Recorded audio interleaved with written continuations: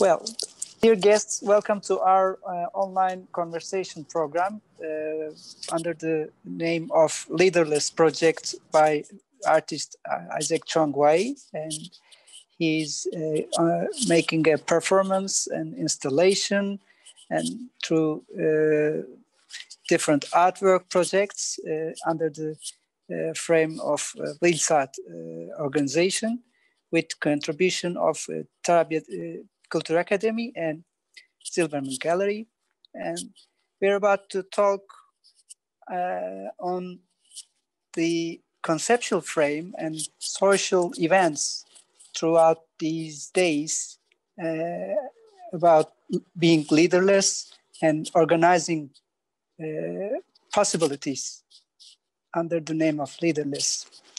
Welcome, Mrs. Ceren Ergenç, and welcome, Mrs. Zeyno Pekünlü. Thank you again. And Mrs. Zeyno Pekünlü is with us from Bilsart as a coordinator and manager. So, my name is Evrim Altuğ. Let's begin to our talk.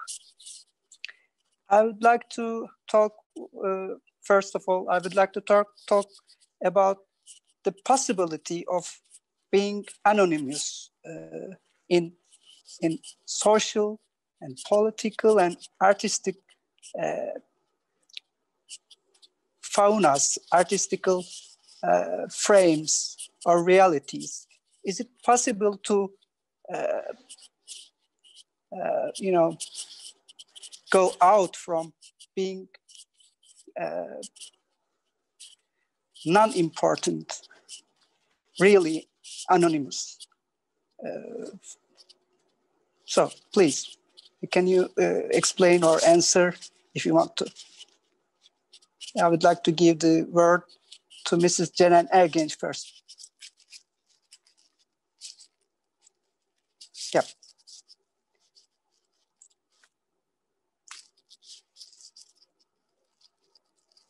I hope my sound is coming. Yes, I can hear you, but maybe Ceren is frozen a little bit. Mrs. Ceren, can you hear?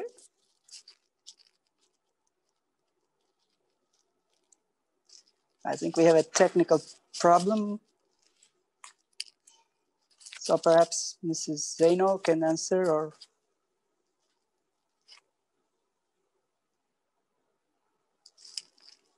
Mrs. Ceren, can you hear? Yeah, please. Let's hear you, Zeyno, first, then. Okay. Okay. Well, I think being anonymous has been one of the important aspects of the 2000s uprisings or insurrections. But I think we also have to address the dialectical position of being anonymous or not. Various forms of autonomous, horizontal, and anti-authoritarian organizations within the process of two important ideas, collectivity and reaching out to masses while remaining anonymous, was something we were using since the top moments of alternative globalization movement. And these Occupy movements and events such as Gezi or Tahrir Square or Sintagma Square takes its power from that. But it's also important that some known figures declaring their support was really important at certain times of these events. I mean, what we know from Gezi, it was crucial that in the moment the well-known musicians or actors or film directors declared their support, it sort of provided some sort of legitimacy to the event where the state forces were trying to criminalize it. On the other hand, I'm trying to think about other movements still active right now. Let's say if we are talking about Me Too movement, it only got its widespread meaning after some prominent figures in the film industry not staying anonymous and took the stage and sort of forced the industry to face the problems in the industry. Or here we can give the example as Academics for Peace, which was specifically not anonymous, and it was really important for people to be there with their titles and names. It only got this kind of attention and the effect of criminalization because of people who participated with their names and not staying anonymous. So I believe in this dialectical relationship between staying anonymous and not staying anonymous. It's a negotiation, and you have to be carefully decide when it's the best time. Remaining anonymous is important while you reach the masses, and when it's important to be there as an individual with your name, identity, and face. So whatever it takes, it is a huge responsibility to take the position of being somebody or someone and nobody or none-one.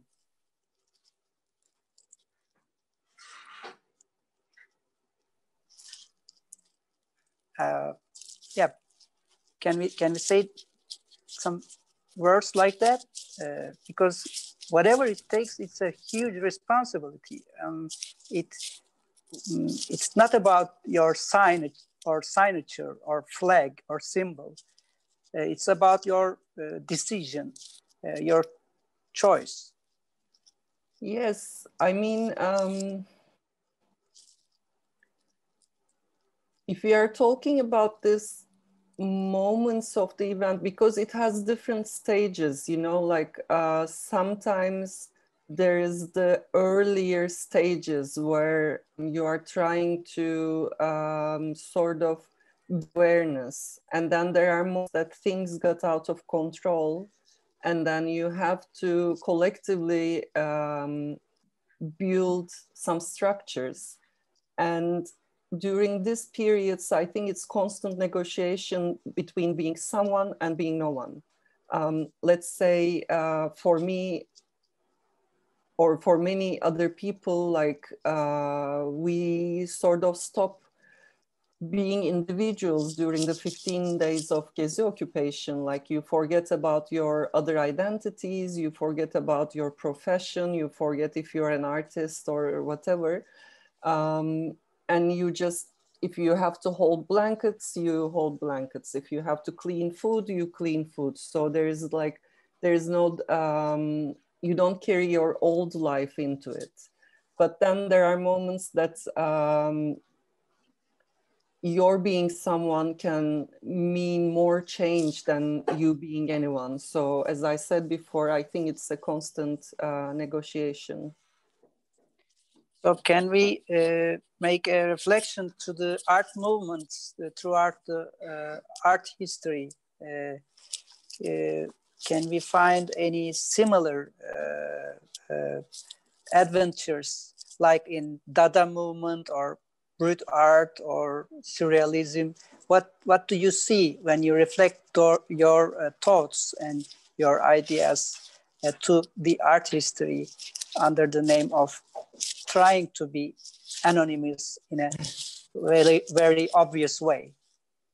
Yeah, that was a tough question. It's more your more your expertise, Evrim. But of course, like there were a lot of engaged artists or engaged moments in the art history. What first comes to my mind is 68 and Situationist, that there was a reciprocal exchange between the movement and the thought process of this, let's say, take on art. Like the movement was taking from them and they were taking from the art. And I think it's important when this exchange is reciprocal. Like you feed each other and you feed the understanding of the world, you feed some sort of ideals, but also ideas, exchange of ideas. And these kind of experiments or this kind of experiences also leap time and geographies. And I would say, like, one of the first references during Gezi uprising was also to 68 and some of the slogans of that period. So even though we can talk about the relationship between this art movements or street movements, they're also leaping in time, and we still remember what they say today and go back and somehow get in touch with these ideas. Mm-hmm. So perhaps we can spell some urgencies. Perhaps it's all about the need. It's all about timing. It's all about the mortality of the supply and demand of the act itself. It's very mortal, and because of the mortality, it's very real and honest. Yes, I mean, I always remember this, a sentence from Occupy Gezi Architecture's webpage when I start to think about these, because I always give this project example. During the occupation, they created this website to photograph and draw architectural structures done by protesters from the occupation. And in their website, they were saying, we need definitions for architecture in situations where architecture is removed from the architects. I think it's a really impressive quote, and I felt the same about the artists during our time, like that extraordinary time. Artists were feeling the same. The art was removed from the extraordinary. Like the aura of everyday life was so extraordinary that I wasn't reflecting on it. So it was everywhere, it was everything, it was a shared experience. It was even sometimes it didn't have any material, it was just a feeling of being there. So this effect is lacking from some trials of trying to create an artwork that tries to represent it. So after the Gezi movement or Me Too movement or Occupy events or Yellow Vest events, can we reflect those thoughts, those ideas to the days of Corona, days of another global event? How leaderless are we now? How individual? How much individual are we? How free are all of us? What are your thoughts under these circumstances? I mean, I think we are still digesting it, and I can see sort of different episodes of this pandemic as well. What I witnessed in Turkey, but mostly with my European comrades, during the first 3 months of the pandemic, already existing solidarity networks or the solidarity networks that existed at some point but diminished in time have a new life. It was either like to call people and ask if they're doing okay, taking care of their mental issues, or sometimes for creating aid for people that lost their jobs, etc. So I think that first moment of reacting to it had the potential to activate this solidarity networks. We were feeling so individualized at that moment, close to our homes and not even being able to see our families. But the first reaction of the people around me was to create this kind of networks. But of course, you need to feed this kind of feelings, these networks. Otherwise, as happening right now, it dissolves when all the governments are putting this burden on individuals, like the health is your own individual problem. The health like getting contracted or not contracted, it depends on your own precautions or if you obey the rules, etc. Of course, these are important and these are our responsibilities to the society, but we also see that if the governments are not taking this seriously or they don't take the measurements to prevent this, individuals starts to sort of relax and start to think if it's only my responsibility. So this also affected this kind of networks created in the beginning of the pandemic, slowly diminished. But there's also one other aspect that I think that this is one of the moments that we felt globally connected via this pandemic. I don't know if this is a this is an emancipatory feeling for the humankind, but I think it was an important moment that knowing your friend in Mexico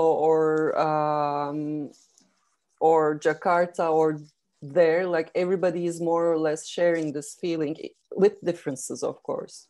And actually different kinds of approaches in the airport. She was talking about this different approaches and I really enjoyed reading it. And as she's back, maybe she wants to, we can repeat the question to her. So can you hear us, Mrs. Ceren? Yeah, I'm back. Perfect, perfect. Did you follow our conversation? Are you coming back to the online event? Last 15 or 10 minutes? Not at all, I'm afraid. Okay. The last So was the anonymity of the new social. Yes. So we tried to talk about the anonymity and the possibilities, the limits of being anonymity. And I tried to ask to Mrs. Zeynep that whatever it takes, taking a decision on being an anonymous person or a part of an anonymous movement gives you a position, gives you a crucial position on somewhere that you have the responsibility and you have the authority on yourself or on somebody. So can we take your ideas and thoughts around the limits and the possibility of being honest as an anonymous person? Is it another mask, or is it the only way to be real free? That's an interesting question, actually. So the anonymity in the new social movements are twofold. I think there are two types of anonymity. One is anonymity out of fear of execution and oppression. Like the activism, for example, on social media, in a context, in a local context where like all the IP addresses are tracked and whatnot, and then you might face consequences for expressing your opinions on social media, or using masks, for example, that covers your face in an actual street protest, for example, right? So that kind of anonymity is a strategy for the activists, for the participants of the social movement, right? And this is one of the many strategies of the social movement, as Zeyno said. That was the last thing I heard, actually, and I agree with her on that, that the social movements employ different strategies, and anonymity is one of them. And in some other occasions, in some different stages of the same social movement even, for example, using the fame or the social status of some known persona like artists or public intellectuals and whatnot might be actually another strategy too, right? So in this sense, it is anonymity in a social movement is, one strategy among many. But I think there's also a new meaning attached to anonymity in social movements recently in what we now call the new social movement, right? As again, Zeyno referred to the Occupy movement, for example, in the global north, right? Can be an example for that. Remember the motto, the slogan that the Occupy movements were using across the global north, that we are the 99%, right? Here, I think anonymity, the meaning of anonymity is deliberately, intentionally reinvented. Here, what people meant in these Occupy movements or anti-globalization movements, and I'm saying global north, but if you remember, the umbrella movement was also started like an anti-globalization movement in Hong Kong too. So it's not only in global north, but here I think what people meant is that it doesn't matter what our social group is, what our demographic characteristics are. We suffer from similar comparable consequences of neoliberal capitalism. So before these new movements, there was always this issue of representation in social movements, in collective action. Right? The question, for example, you will remember that from the Gezi movement in Turkey, or the same questions were asked about the umbrella movement in Hong Kong as well, and in many other social movements, like who are the protesters? What is the demographic profile of the protesters? Is it like a middle class movement where the blue collar workers there? Do the white collar workers count as the precariat these days? Were the Kurds in Gezi, remember? Or similarly, were the Southeast Asian minorities in the umbrella movement in Hong Kong, for example? So all these questions about the demographic profile of the participants of the social movements were used to legitimize or delegitimize the movement itself and its political agenda, its political cause. Right? And the idea of the deliberate, intentional anonymity that the slogan, we are all 99% symbolizes, is a challenge against this profiling of the social movement participants, saying that it doesn't matter if we are white color, blue color, if we come from privileged backgrounds or unprivileged backgrounds, we still suffer from the similar comparable, and therefore we are all symbol, and therefore we are all out on the streets fighting against the same enemy in a way, right? So in this sense, I find this this new reinterpretation of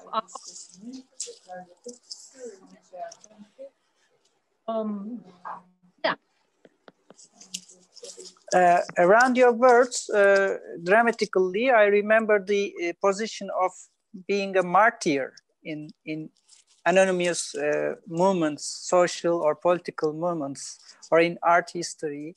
Whenever an artist or intellectual or important figure in an anonymous movement, social movement, dies or left from this earth, he became a kind of a leader.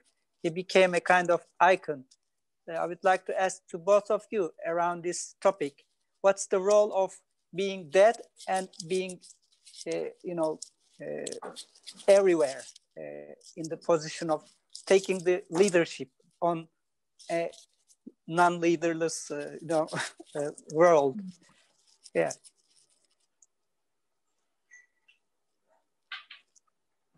Is it an advantage to being left from this earth, to taking the leadership?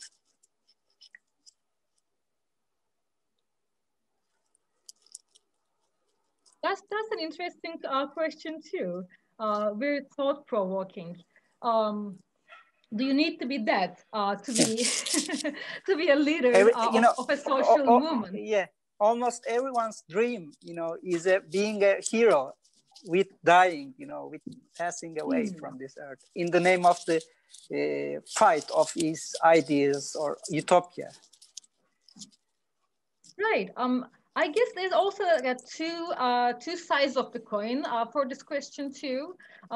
On the one hand, martyrs, the so-called martyrs of the social movements or political agendas are important for the symbolism of it, right? Because remembrance and the collective memory is very important for social movements, and it's very important for the oppressed, for the disadvantaged, right? Because collective memory is often the only weapon of the weak. If we use Scott's terminology, right? So in this sense, remembering all those who were lost throughout the cause, the social is important. And that's why they earned this heroic status among the followers of this political cause. In this sense, the martyrs are very important for social movement. But on the other side of the coin, that might actually, I'm thinking, go against what Isaac means with being leaderless in a social movement. Because as I understand his ideas, being leaderless in a social movement is not subscribing to any form of any singular form of leadership, as he says. And with that, what I understand is avoiding the sense of loyalty to a leadership in any form. It can be in the form of a personality cult or in the form of an institution like a political party and whatnot. So avoiding this sense of loyalty and replacing solidarity perhaps with loyalty, because solidarity is an attachment among the equals, let's say. It's an horizontal horizontal act, let's say. But loyalty, I guess, has this vertical, hierarchical connotation, even if it is loyalty to a dead person, in a way. Because then it becomes like the personality cult of either a living or a dead person. And then when this living personality, for example, or what the living people attached to the dead person, the so-called martyr, the roadmap they draw for you contradicts with your own own principles and values, then you are expected to choose your loyalty to this person or this institution, to this social movement, over your own values and principles. And in a leaderless moment, in politics of crowd, in Merfield's terms, as a term I really like, actually, individual participants are not expected to give up on their own values or their own desired roadmap, let's say, towards a political goal, for the sake of the majority's view, or for the sake of what their leader or what their institution tells them so. So in this sense, I guess we should be careful about the personality cults attached to both living and dead members of the social movement. So I would like to give the word to Zeyno and ask her a question based on your words, Mrs. Ceren. We are in an age of a very eclectic, has an eclectic spirit that uses every detail from almost every political movement. Like, from communism or from socialism or from, you know, capitalism, liberalism. Every individual maps or creates his or her individual and personal and leaderless roadmap or compass in these days. That's why we have too much leader, because of the leaderless attempts. I think in the old days, in the, you know, imperialistic, colonialist days, the person has the compass, what was very important, because he has the decision, he has the authority to choose to the roadmap or the navigation, like captains. But nowadays, almost every person has his or her own possibility to choose his destiny or her destiny. But in the end, I don't think this is a real situation. And on the contrary, I think we are in an age of simulation, of you know, of being a free person. What are your thoughts, Mrs. Zeyno?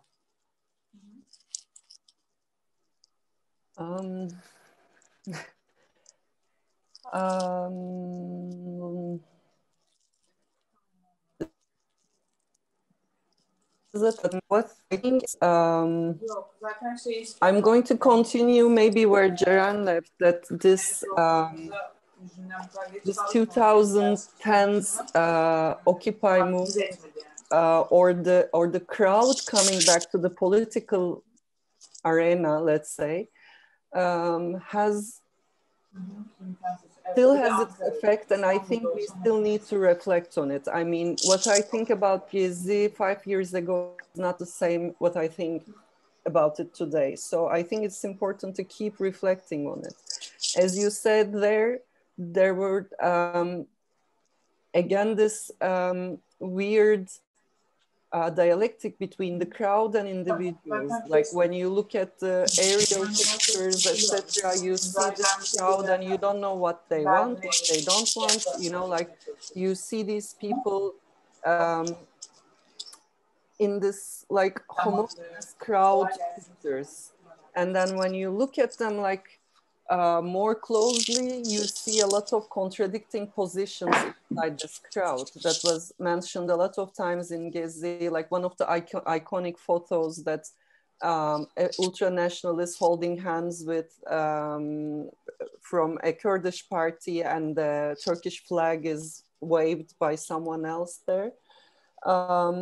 So this aspect of these movements, I think, is important in both ways. That at that moment we knew what we didn't want, but as you said, it wasn't really clear what we did want. In the smaller scale, it was really clear, like this park is going to stay here.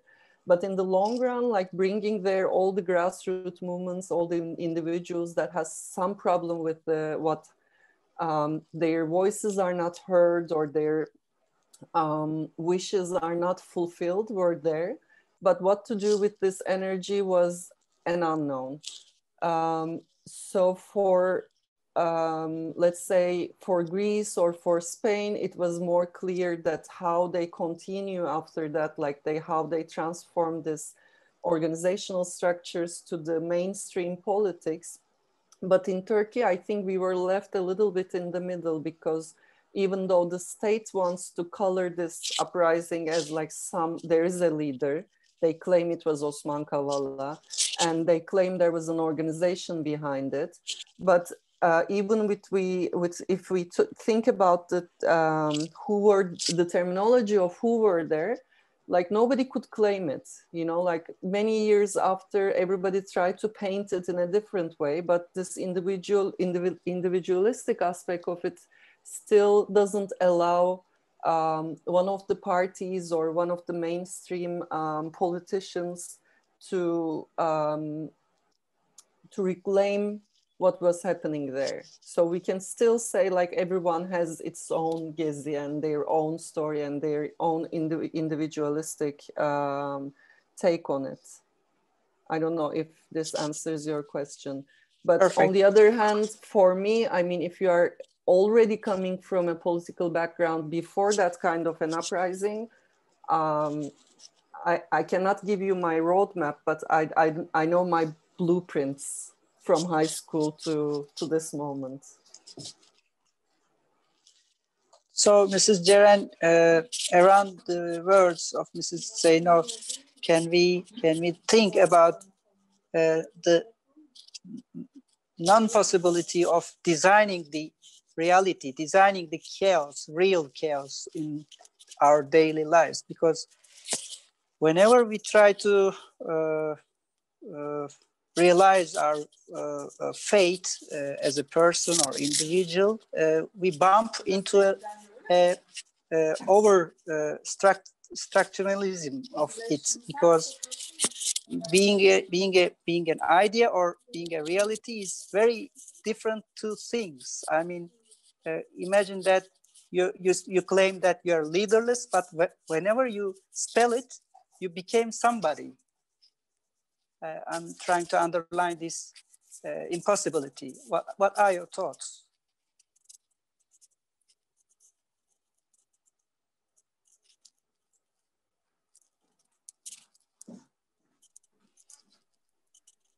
Well, your question is spot on in the sense that it directly addresses the internal tension of the new social movement.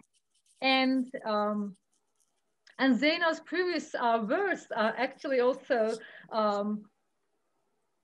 put the differences between social movements with a clear, concrete, tangible political goal, and those that are aspiring to have, to create a new world that they would like to live in, but not necessarily know what it exactly is, or not necessarily agree on what it is. It maybe, it should be. Right? And when the social movements, political movements have these tangible goals, like in Greece, as Zeyno said, or in Hong Kong, for example, like having a political autonomy in the case of Hong Kong, for example, then we see these movements, the perseverance of these movements more clearly. And in the case of social movements like Gezi, which in which, as Zeyno perfectly put, that we knew what we didn't want, but we didn't know exactly, or we didn't agree on what we wanted in the end, right? And then everybody ended up having their own Gezi, right? And then there was a period of the sense of triumph during Gezi protest, and I think during the forums, neighborhood forums, for a couple of years after that. And that sense of triumph left its place, unfortunately, to a sense of defeat with the Suruç massacre and the October 10th massacre and whatnot. So it feels like Gezi has devolved into, well, nothingness, maybe, but I actually don't think so. I think what is experienced in Gezi has stayed with us in the way that what had been experienced before Gezi in the previous urban advocacy movements and whatnot paved the way for Gezi. What happened in Gezi and the post-Gezi neighborhood forums are actually still living with us in small-scale political and social actions. In terms of like urban commoning practices, for example, it still lives with us, and it will merge into a different social or political movement in the future, inevitably. So within that, going back to your point, yes, social movements like Gezi do not have a clear identity or class structure. They are not exactly like working class movements, or they're not exactly some sort of identity movements like women's movement or LGBT movement. It's a mixture, but that mixture doesn't necessarily mean that the lack of organization or disorganization. Yes, every person in a form of like a leaderless movement has their own political agenda, has their own principles and values, referring back to what I was saying, what I was talking about earlier. But that doesn't mean that this is a utmost chaos, or as one of the like early 20th century leaders of China says, a handful of sands ready to dissolve into the air. The participants of the new social movements can still organize in political networks and can still commonize their actions and their political agendas while keeping their own values and principles and political agendas as well within a non-hierarchical horizontal structure, I think. But you are right that there is a general pessimism about these periods of abeyance in between, let's say, two peak movements of a social movement. Like the Gezi was a very exciting moment, right? Everyone was out on the streets and we were so, we felt so close to what we wanted to create, the world that we wanted to create, right? And now we are going through an abeyance period that we are trying to barely survive.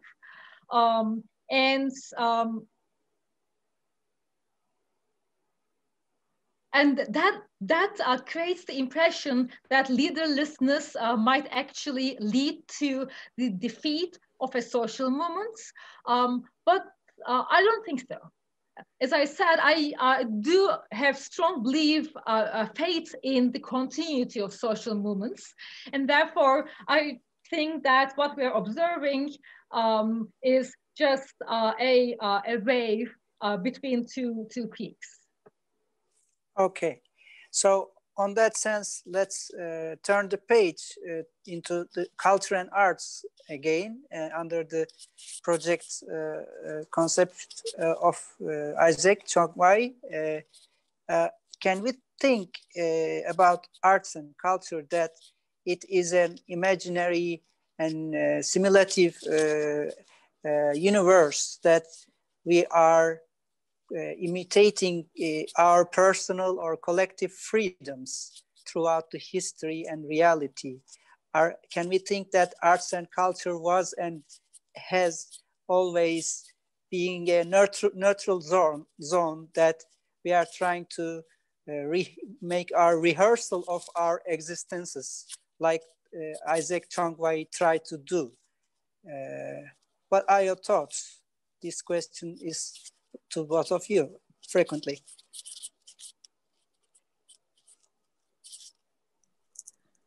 I mean, yeah, go on, Ceren. Yeah, I'm still. Sorry, I knew it. Okay. So art is a form of rehearsal of future. Yeah, like social media. That's like, now that you also added social media into the equation.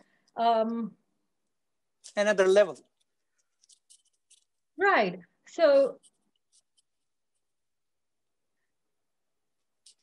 the rehearsals of futures may take two interpretations, I think.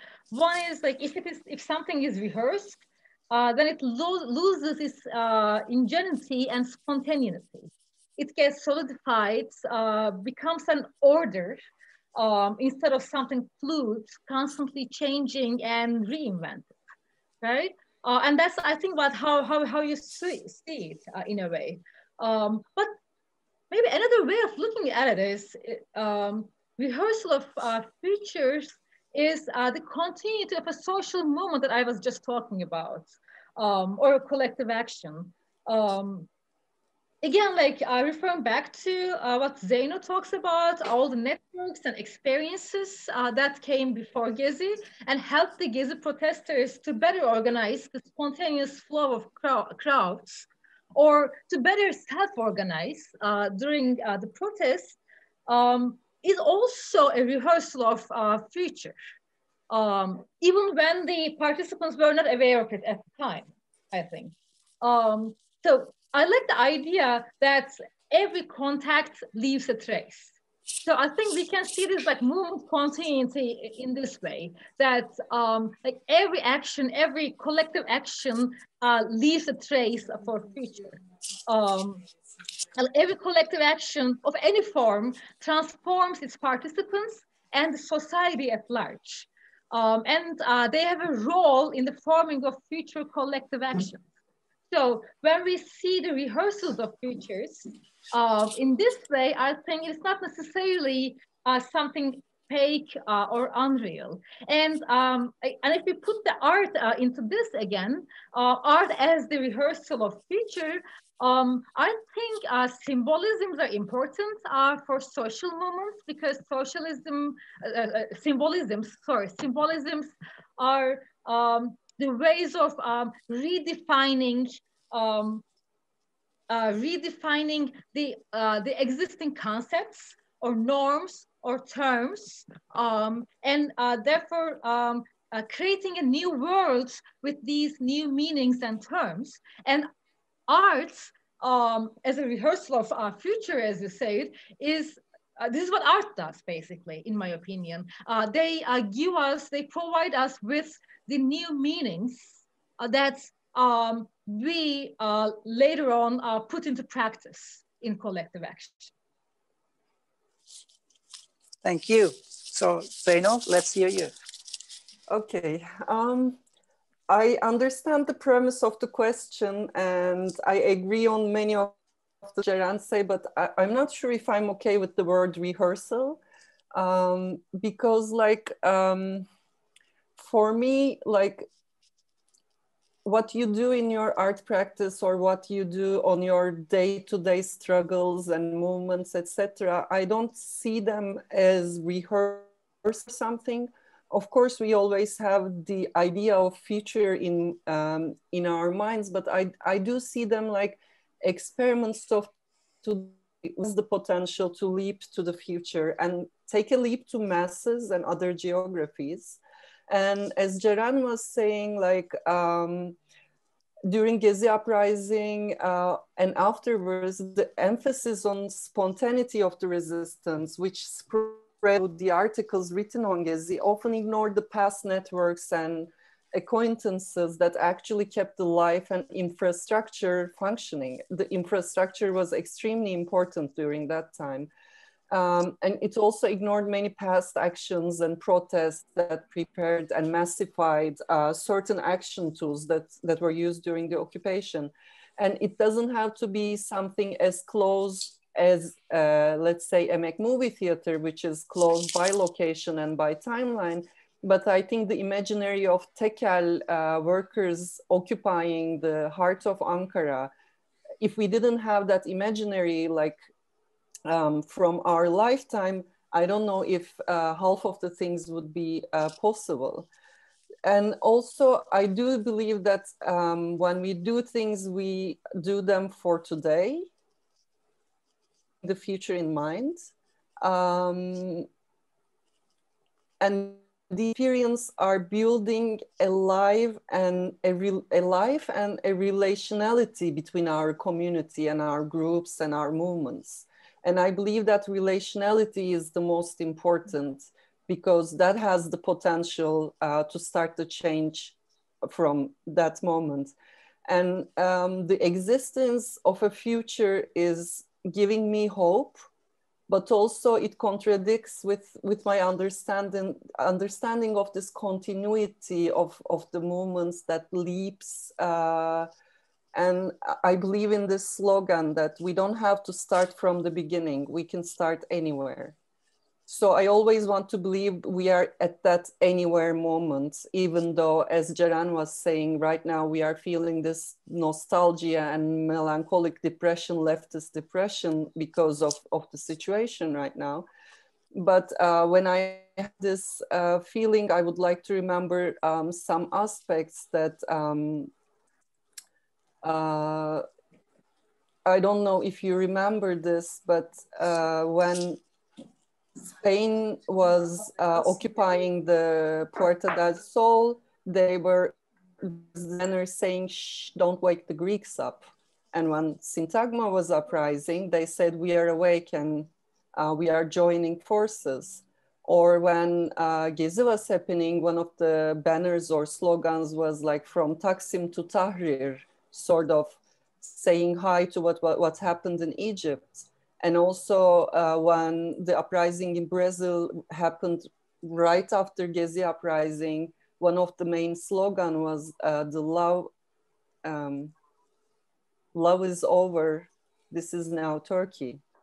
So all this like leaps of geography and leaps of time are the most important thing for me. And of course, we cannot foresee or prepare to the events like this. But everything we do is for today and the possibility of the future. And I don't believe we can rehearse for that, but we can start anywhere and anytime. So can we do this act with choosing nothing, with being offline in today's circumstances, because of the pandemic, almost everybody has to live in his or her living hygienical and psychological standards or limits. So it creates an interesting indifference between prisons and the houses of persons, or indifference between a logistics center and a museum. Everything is frozen in the moment. Everything becomes a possibility, or utopian or dystopian moment of the uncanny situation, eternal uncanny situation. I would like to underline my question and try to ask you that what are your thoughts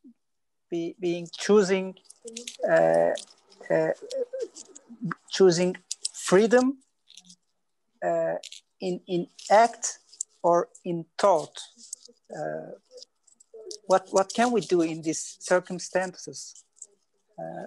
Do we have the freedom not to choose being in a network, global or local, in a network today, with alienation or suicide? I don't know. When you say today, you mean the pandemic time specifically? Yes, pandemic. Or like current time? Okay. No, pandemic. Yeah. Yeah, it's an open question, and anyone can answer. I don't know. Your question reminds me of what Zeynep Nur Ayanoğlu, the host of Zilberman'ın podcast, shared the other day about the left politics love affair with the streets and demeaning the home as prison. And always like urging people to leave their houses and go out on the streets to protest, to take over the parliament, take over, and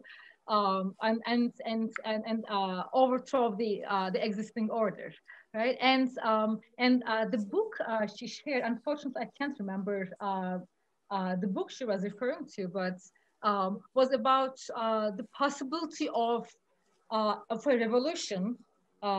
Metaphorically speaking, while sitting at home. And so I thought at time it was an interesting challenge to our to our mainstream understanding of leftist politics. Yeah, since we are going through the pandemic still, I think we are still not in the post-pandemic era, so it will only be a rumination, of course, about what's going to happen after we are allowed to go out. But the mere physicality of taking over the streets might not be the only option ahead of us. While I agree, of course, Evrim, that being stuck at home and being online and like social media engagements actually do lead people to apathy and inaction. But if the post-pandemic world will really be a different world, not just like a resumption of the old normal, then the streets might not be the only option we have, in a good way. Yeah. It sort of reminds me that this was also a question asked many times during the 2010s uprising insurrections, that are these Twitter revolutions, etc., where I always thought that, again, it's dialectical. I mean, they were very important, but people taking the streets gives a certain tone to it. The life you are building, the communal life, occupying a space gives a tone. But of course, the fast information provides you a sort of legitimacy, communication. You can communicate better.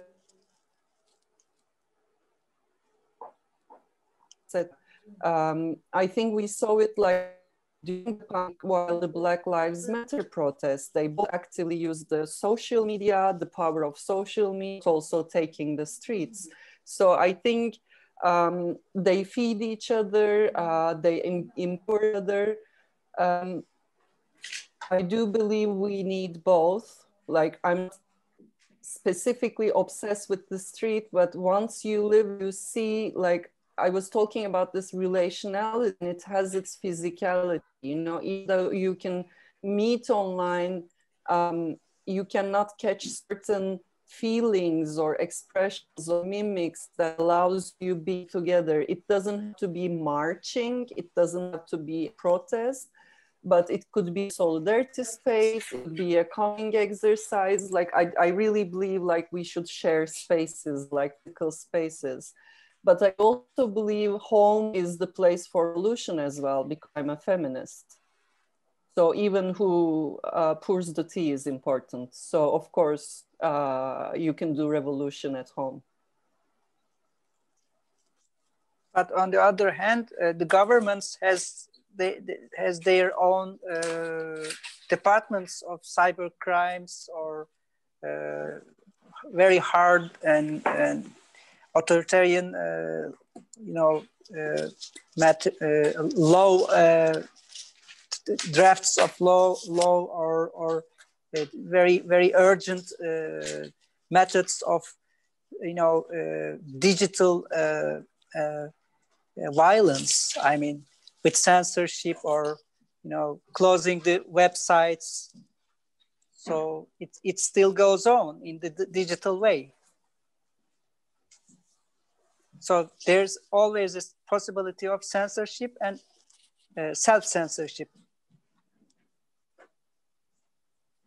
Yes, but we know people always find their way when it's the moment. Yeah. That's why yeah. And also I would like to remind one small thing, like during the whole, of course there's a difference, during the whole Gezi uprising, some people doesn't know it, but the emailing of Taksim Solidarity platform was without a password. People were saying like, we are not doing anything illegal, so anyone can go into the Google groups and read whatever we are writing in this email group. But this also shows how the law was still sort of functioning in Turkey in 2013. That's like being able to say that there is nothing illegal. Now looking from today, like about the digital surveillance, my feeling is living in Turkey is this, like, if you want to invent something, they will. Even though you have all the passwords, all the precautions, everything, like, you know, we know people who get arrested because they're talking about kavurma in their fridges, or very stupid things, like when there's no law, you can have the best security and they will always like invent something, find something to get you. So I don't have this digital surveillance fear. So on that terms, can we also talk about the position of genderness in being choosing an anonymous ID or existence, like in this project being leaderless? Also reminds me the selection of being someone or somebody in non-gender or both genders, both, you know, like a male in a female in the same body. So I would like to learn your thoughts around these issues, because being leaderless also reminds me the selection possibility of being non-gender, you know.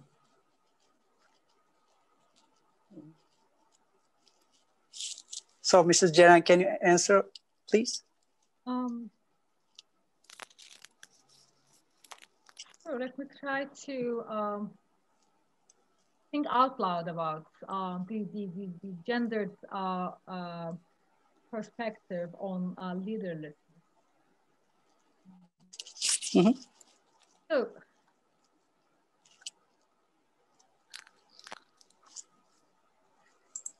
what I like about Isaac's leaderless idea is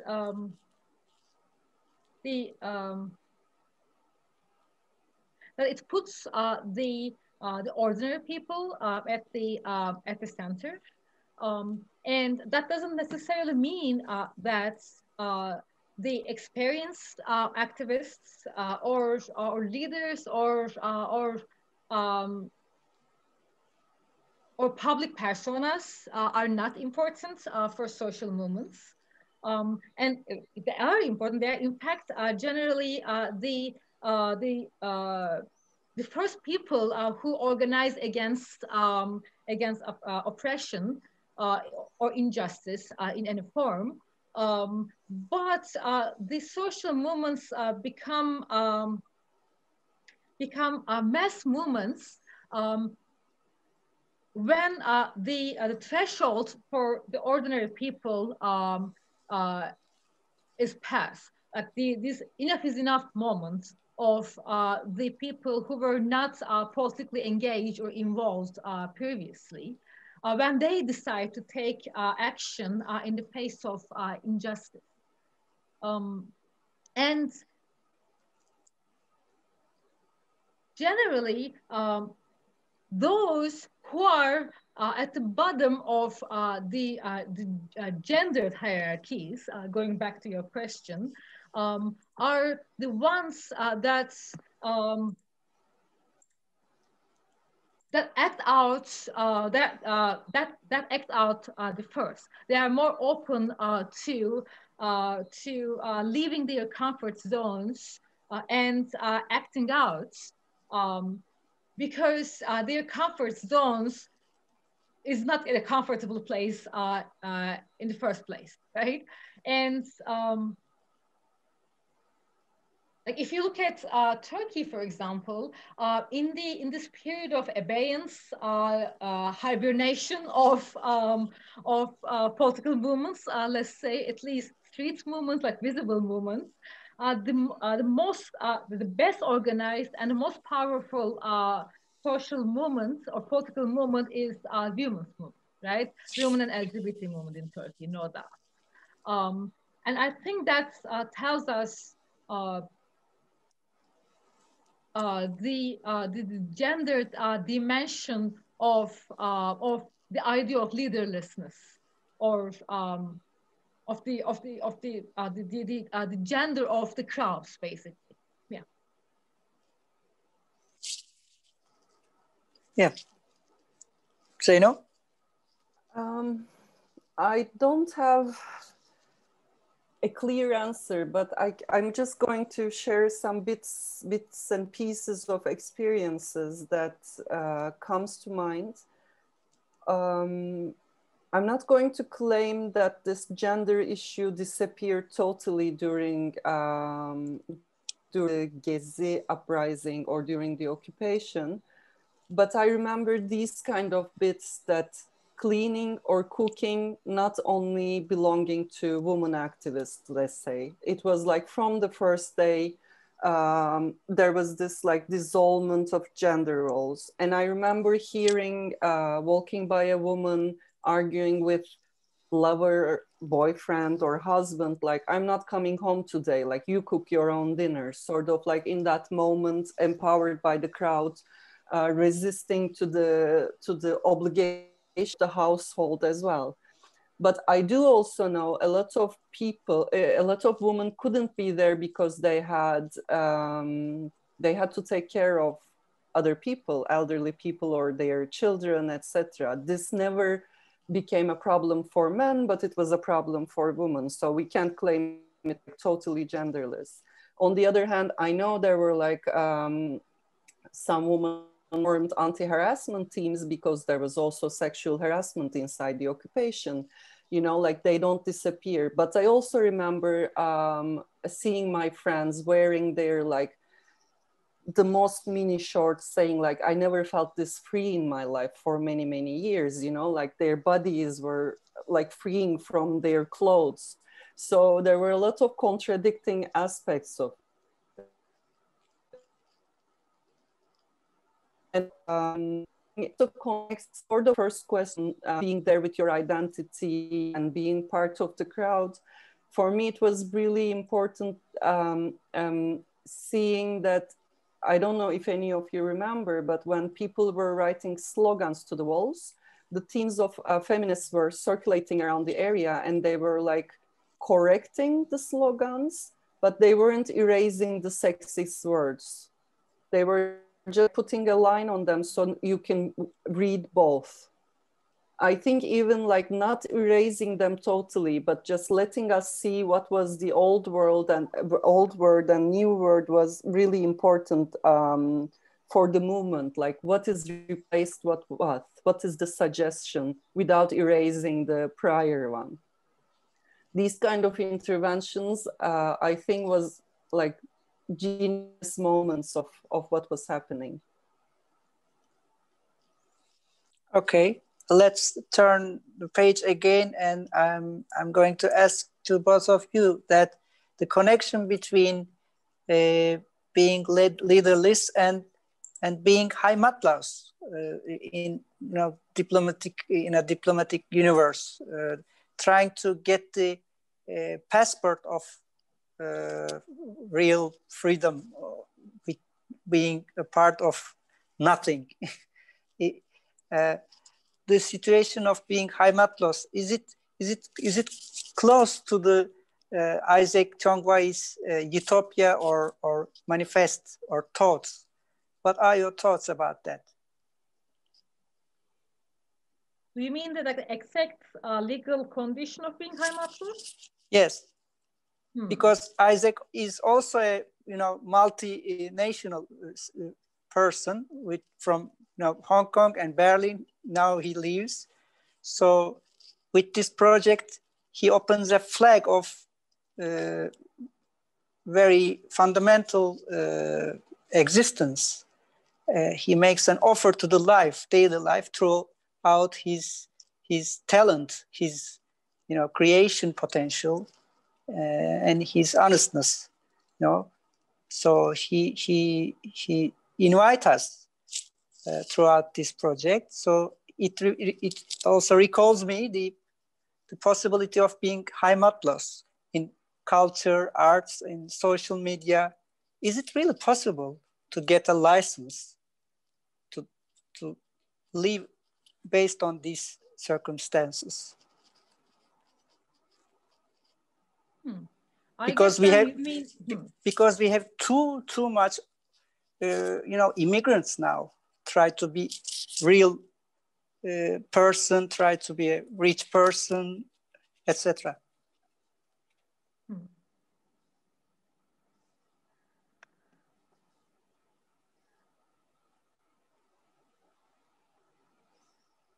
I guess that you mean like the symbolic meaning of being heimatlos, not belonging to a nation, or not having this like feeling of belonging to a nation, because in legal terms, well, nations and passports do very much exist. I just came from Turkey via Finland to China a couple of days ago, and it took like almost a week. And now I'm in quarantine, in hotel quarantine, centralized quarantine here in China, and I very much feel the existence of passports and national borders at the end of this trip.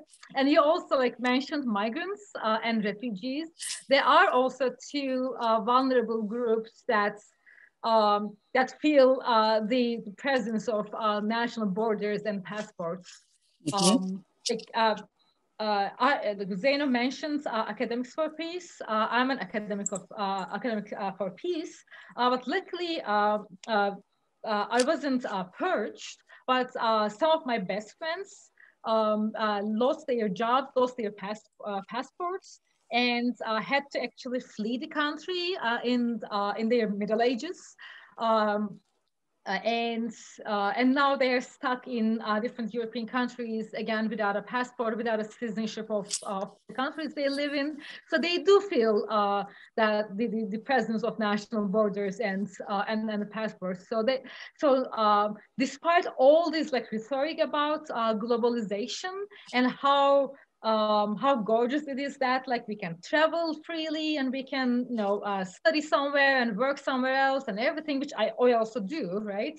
I grew up, studied, and now working in 3 different countries, in 3 different continents. So yes, one aspect of globalization enables us to pursue lives like that, and pursue Isaac, for example, to someone from Hong Kong living in Berlin, an artist from Hong Kong living in Berlin, and having this exhibition and having us having this conversation here in Turkey. These are like one aspect of globalization, but the other aspect is the nation states are still very much there, and they still shape our experience. But I totally agree with you that it is possible to be a heimatlos symbolically, metaphorically, not identifying with a nation, with an ethno-religious, linguistic, whatever group, and being a part of transnational networks, transnational solidarity networks, as activists, as workers, as intellectuals. When we think of globalization or being an heimatlos as like being an active member of these transnational solidarity networks, yeah, I'm all for it. I think it was perfect, Evrim. I'm not going to add anything. Okay. So, Evrim, sorry to interrupt, but because of our limited time, maybe we can have some questions from audience. What do you think? If there's any, it will be perfect. Yes, please. We can turn on the microphones, or you can write from the chat.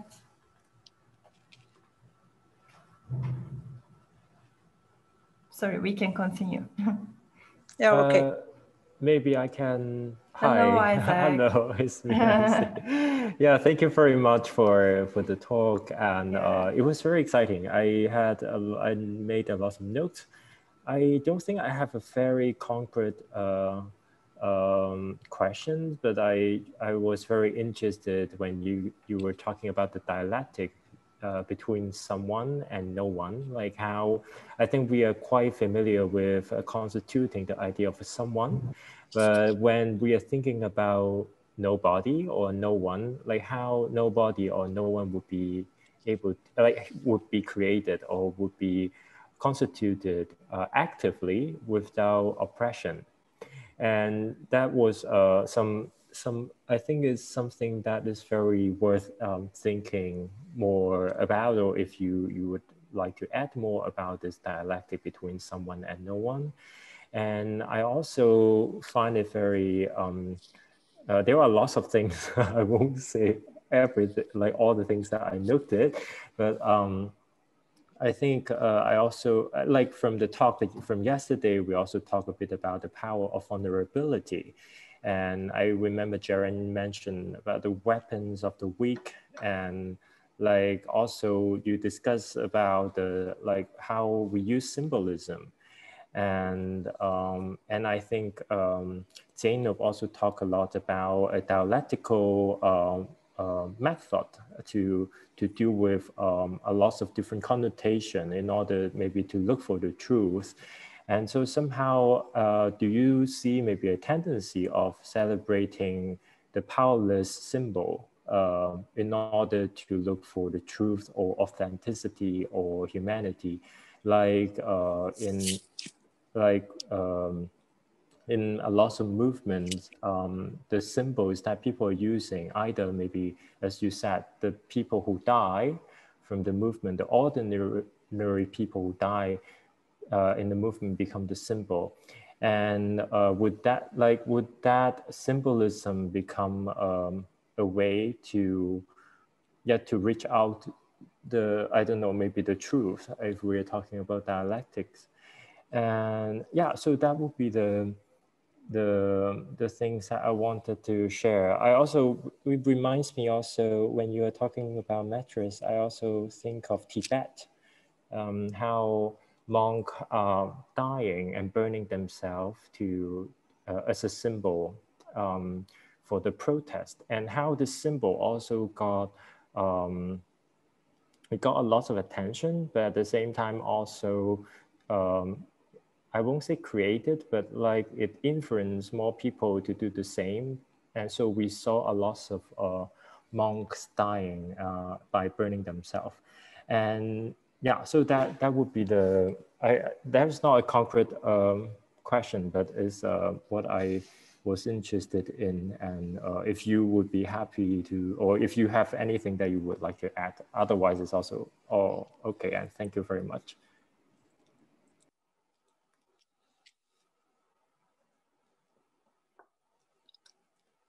Okay, any words from Zeyno or Ceren around the words of Isaac? If there's not, please take another question from our audience.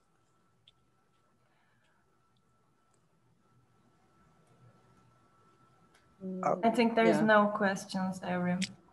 All right. Okay. So thank you. Thank you. It was a nice conversation. Thank you, everyone, for your moderation. And thank you to Zeyno Pekünlü and Ceren Ergenç and all of here with us today. Thank you. And good luck with the rest of the quarantine, Ceren. Thank you.